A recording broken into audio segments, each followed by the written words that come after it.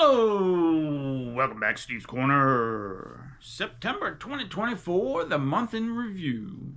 Hey man, we had to go out of town for a few days last month. That's why I didn't get the second half of that Drewry's Bluff video put up until just the other day.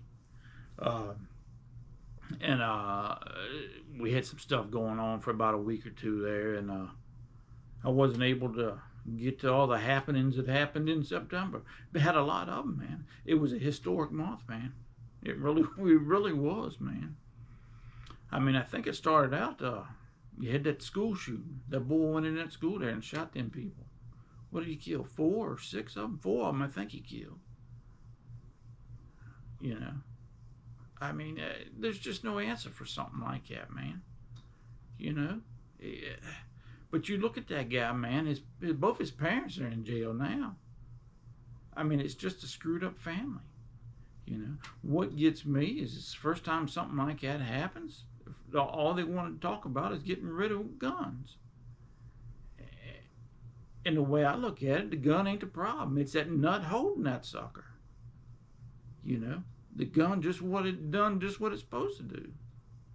But there's something wrong with somebody that wants to take a gun and end somebody's life. If their life ain't on the line, or it's not a situation of war or something like that, for somebody to do that in public like that, there's something wrong with them.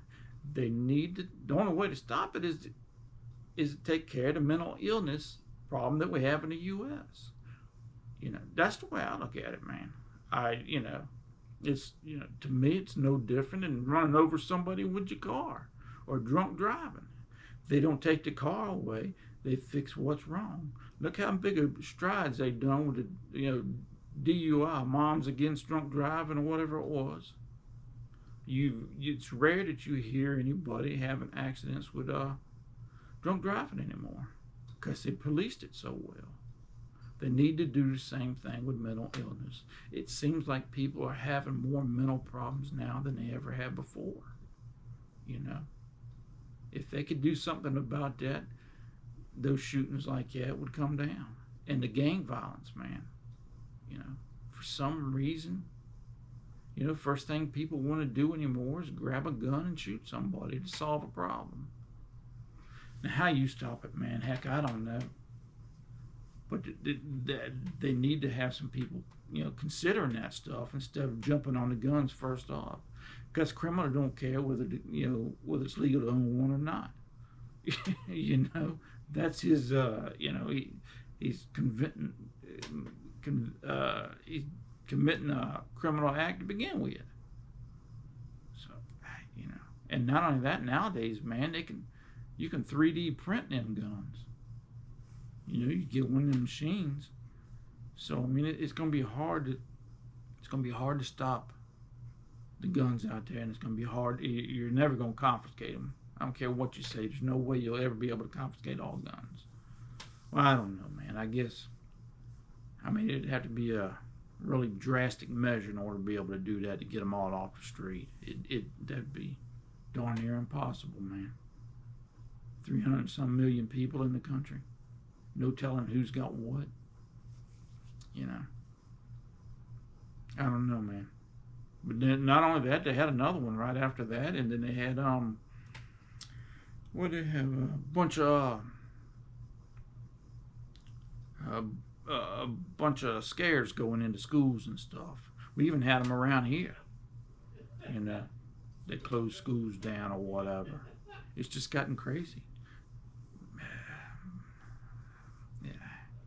That mental part of it, man, it bothers me, because you don't know who you're standing next to in the grocery store. You might walk out of the grocery store and blow you away anymore. You just don't know. I don't know if there's any way to fix that. And then you had what old Connie done an interview. She done an interview with her running mate, old Waltz. But you know what? I think she done just what she needed to do. It was, you know, it was kind of a BS interview with him, I thought, anyways. But it was the same as her other interview when Because that first one, they were just talking together, and the second one, they actually had somebody asking them questions. But she did exactly what she had to do, and I think she's done a good job at it. She had to prove to the Democrats, the voters that are going to vote for her, that she wasn't near as bad as Uncle Joe, and that's all she had to prove to them. And then they got somebody they could run with. They say, "All right, we got somebody now." She done exactly what she had to do, and then she had the debate, which I think she done a great job on. She didn't provide no substance, and still hasn't. Her website's full of it now, but she didn't write it. Somebody else come up with that bull. There's no way, because she can't even talk about it. So how does she write it? She's got no grasp of the stuff that she put on that website, But she got great style points. She kept her cool, calmness. She didn't get smug or nasty or anything. It's fantastic, But as far as substance, she got a 0, in that debate anyways. It was just pitting herself against Trump, calling him bad and her good, no matter that you didn't know what her policies were,